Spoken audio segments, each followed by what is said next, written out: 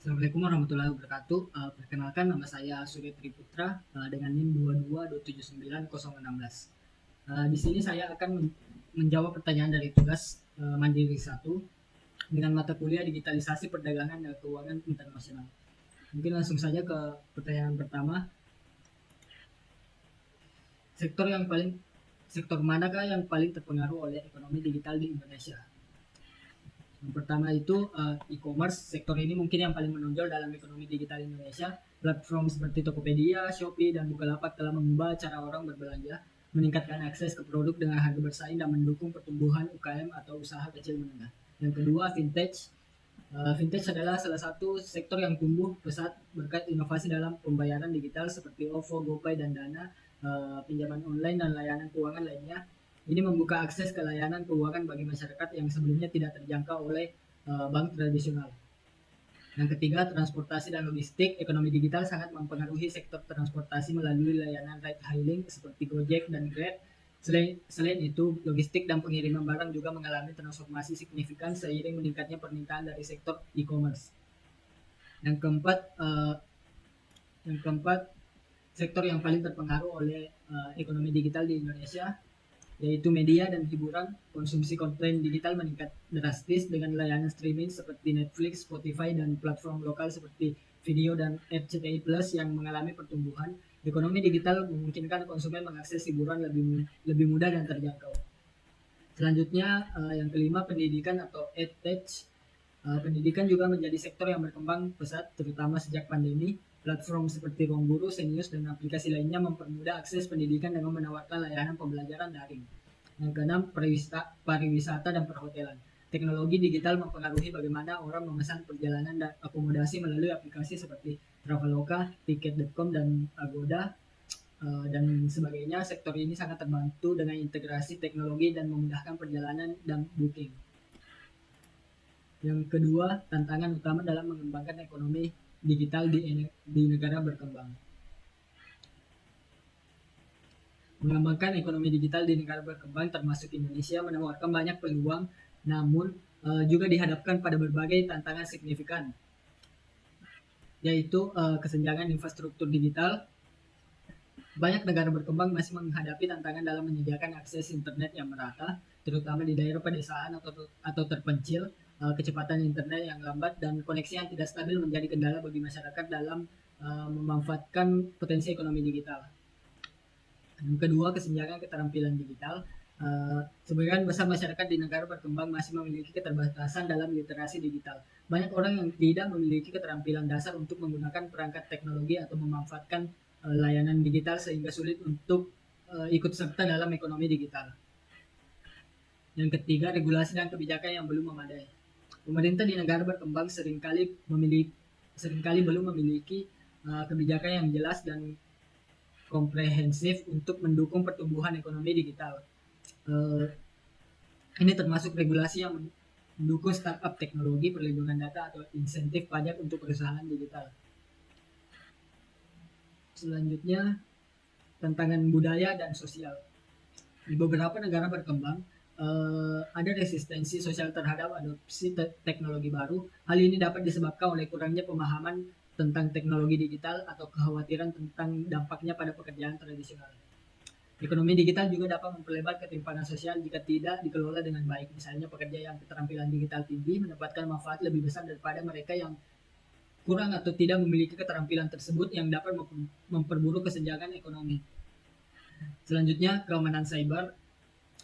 Dengan meningkatnya penggunaan teknologi digital, ancaman keamanan cyber juga meningkat. Banyak negara berkembang belum memiliki infrastruktur keamanan cyber yang kuat atau kerangka regulasi yang memadai untuk melindungi data dan sistem dari serangan. Selanjutnya, ketidakstabilan ekonomi dan politik. Negara berkembang sering menghadapi tantangan ekonomi seperti inflasi tinggi, pengangguran, atau ketidakstabilan keuangan yang dapat menghambat investasi dalam teknologi digital. Selanjutnya, bagaimana pemerintah dapat mendorong pertumbuhan ekonomi digital yang inklusif. Untuk mendorong pertumbuhan ekonomi digital yang inklusif, pemerintah dapat mengambil langkah-langkah strategis yang mencakup pengembangan infrastruktur, pengaturan kebijakan, serta pemberdayaan masyarakat dan bisnis. Adapun cara yang dapat ditempuh, yang pertama meningkatkan akses dan infrastruktur digital. Pemerintah perlu berinvestasi dalam pengembangan infrastruktur digital seperti jaringan internet berkecepatan tinggi, pusat data dan kabel serat optik, terutama di daerah pedesaan dan terpencil. Akses internet yang merata menjadi fondasi bagi ekonomi digital yang inklusif. Selanjutnya, meningkatkan literasi digital dan keterampilan teknologi. Pemerintah dapat memperkenalkan kurikulum pendidikan yang fokus pada keterampilan digital, mulai dari tingkat sekolah dasar hingga perguruan tinggi. Inisiatif ini termasuk pengajaran coding, pengelolaan data, keamanan siber, dan keterampilan dasar penggunaan perangkat teknologi. Poin selanjutnya, mengembangkan kebijakan dan regulasi yang mendukung. Pemerintah harus mengembangkan regulasi yang mendorong inovasi, terutama dalam sektor e-commerce, fintech, dan startup digital. Kebijakan yang pro-inovasi harus memastikan bahwa regulasi tidak terlalu ketat, namun tetap melindungi konsumen dan menjaga keamanan data. Selanjutnya, mendorong kolaborasi antara sektor swasta, pemerintah, dan komunitas. Kolaborasi antara pemerintah dan sektor swasta, pemerintah dan kolaborasi antara pemerintah dan sektor swasta dalam membangun infrastruktur digital, mengembangkan teknologi baru, dan memberikan pelatihan kepada masyarakat dapat mempercepat pertumbuhan digital. Misalnya kemitraan dengan perusahaan telekomunikasi untuk memperluas jangkauan internet, atau platform edtech atau pendidikan untuk menyediakan pelatihan digital. Materi selanjutnya, bagaimana dampak ekonomi digital terhadap pasar tenaga kerja. Ekonomi digital telah mengubah pasar tenaga kerja secara signifikan di berbagai sektor. Dampaknya dapat bersifat positif ataupun negatif, tergantung pada kesiapan tenaga kerja, industri, dan kebijakan yang diterapkan. Adapun beberapa dampak utama ekonomi digital terhadap pasar tenaga kerja. Yang pertama, munculnya pekerjaan dan industri baru. Ekonomi digital telah menciptakan banyak pekerjaan baru di sektor teknologi seperti pengembangan perangkat lunak, analisis data, spesialis keamanan, desainer UX UI, serta ahli kecerdasan buatan atau yang biasa disebut dengan AI, dan pembelajaran mesin. Profesi baru ini sangat diminati di pasar tenaga kerja global dan memicu permintaan terhadap keterampilan teknologi tingkat tinggi. Yang kedua, transformasi pekerjaan tradisional.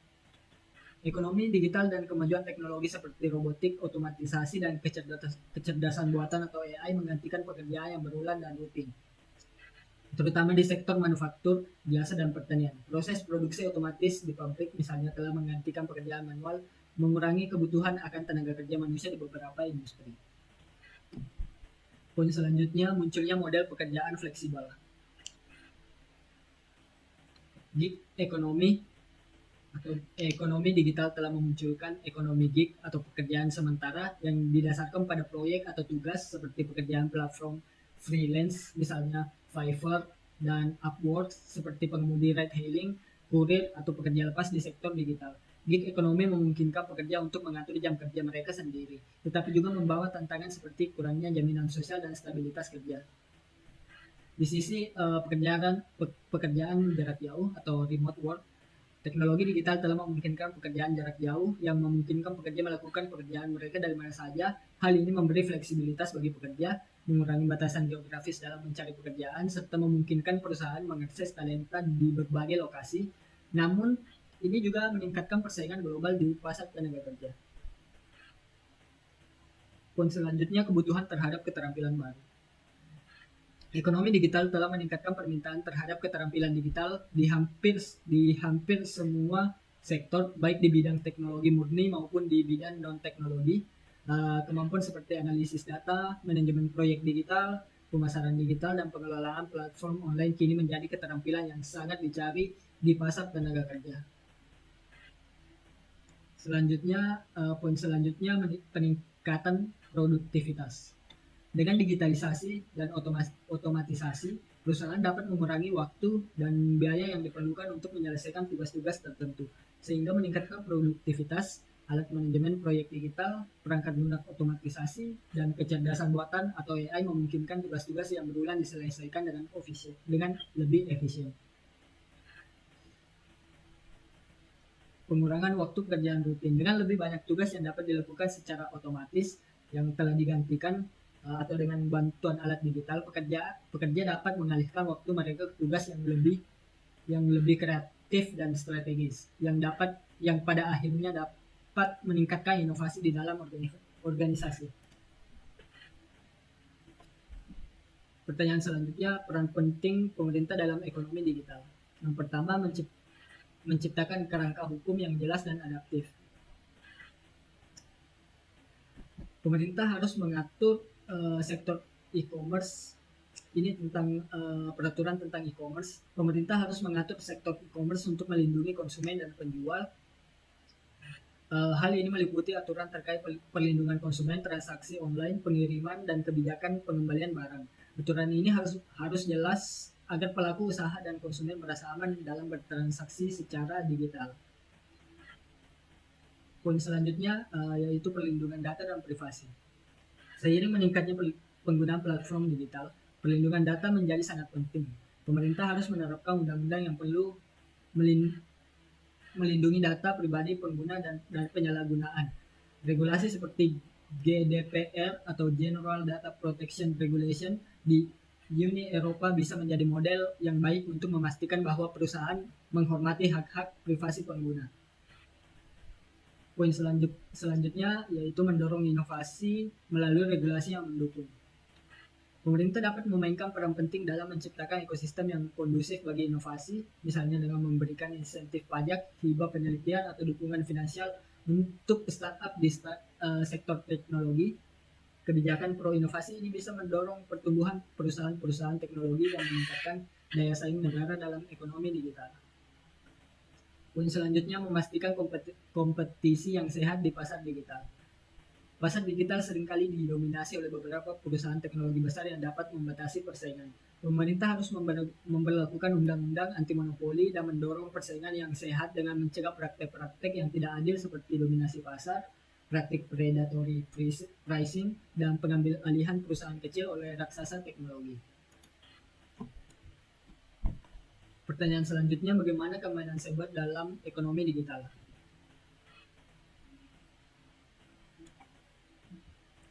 Keamanan cyber atau cyber security merupakan aspek krusial dalam ekonomi digital, di mana data, informasi, dan aset digital menjadi sangat penting. Seiring dengan meningkatnya ketergantungan pada teknologi digital, ancaman keamanan juga semakin kompleks. Keamanan cyber diperlukan untuk melindungi sistem, jaringan, perangkat dan data dari serangan, pencurian, atau kerusakan yang dapat menyebabkan kerugian ekonomi, reputasi, dan privasi. Adapun peran keamanan cyber dalam ekonomi digital dan tantangan yang dihadapinya. Yang pertama, melindungi data pribadi dan privasi. Ekonomi digital menghasilkan dan mengelola sejumlah besar data pribadi, termasuk data finansial, kesehatan, preferensi konsumen. Perlindungan data pribadi menjadi salah satu fokus utama dalam keamanan cyber. Karena kebocoran data pribadi seperti kasus peretasan besar yang mengungkapkan informasi pengguna dapat merusak kepercayaan masyarakat terhadap platform digital. Poin selanjutnya, mengamankan transaksi finansial. Di era ekonomi digital, banyak transaksi finansial dilakukan secara online melalui platform vintage atau e-commerce atau perbankan digital, sehingga serangan cyber seperti phishing, peretasan akun atau pencurian identitas dapat mengakibatkan kerugian finansial yang signifikan bagi konsumen dan perusahaan. Poin yang ketiga, melindungi infrastruktur digital. Ancaman terhadap infrastruktur digital seperti infrastruktur kritis, infrastruktur penting seperti jaringan listrik, air, transportasi, dan telekomunikasi kini sangat bergantung pada sistem digital. Serangan terhadap infrastruktur kritis dapat menyebabkan gangguan yang luas, contoh seperti serangan ransomware atau DDoS atau distribute denial of service dapat melumpuhkan sistem dan menyebabkan kerugian besar pada masyarakat dan ekonomi. Yang selanjutnya, mencegah serangan ransomware. Salah satu bentuk serangan cyber yang paling merusak adalah ransomware, di mana data perusahaan atau pengguna dikunci oleh penyerang dan mereka diminta membayar tebusan untuk mendapatkan akses kembali. Namun kasus ransomware telah meningkat dalam beberapa tahun terakhir, menyerang perusahaan besar, rumah sakit, hingga pemerintahan. Poin selanjutnya, meningkatkan kepercayaan konsumen dan bisnis. Dalam ekonomi digital, kepercayaan konsumen terhadap keamanan platform digital sangat penting. Konsumen hanya akan menggunakan layanan online jika mereka yakin bahwa data pribadi mereka akan aman dan transaksi keuangan mereka dilindungi. Keamanan cyber yang kuat dapat membantu membangun kepercayaan ini. Sementara kebocoran atau serangan cyber yang merugikan dapat merusak reputasi perusahaan.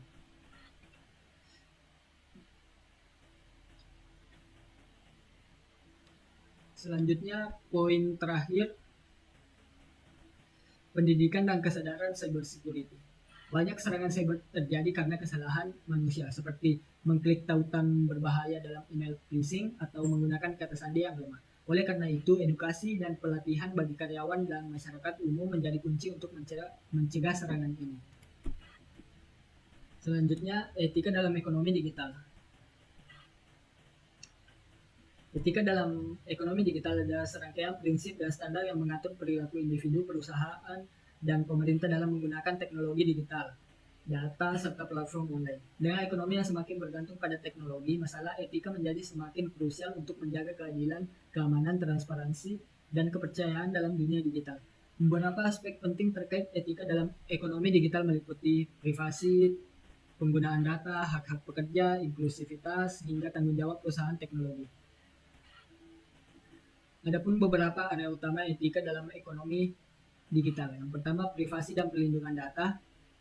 Di era digital, data pengguna adalah aset berharga yang dikumpulkan oleh perusahaan teknologi untuk berbagai tujuan seperti pemasaran, analisis, atau pengembangan produk.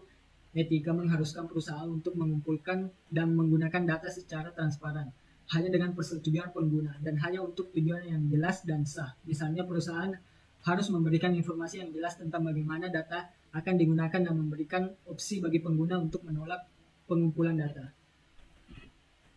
Selanjutnya, transparansi algoritma dan AI.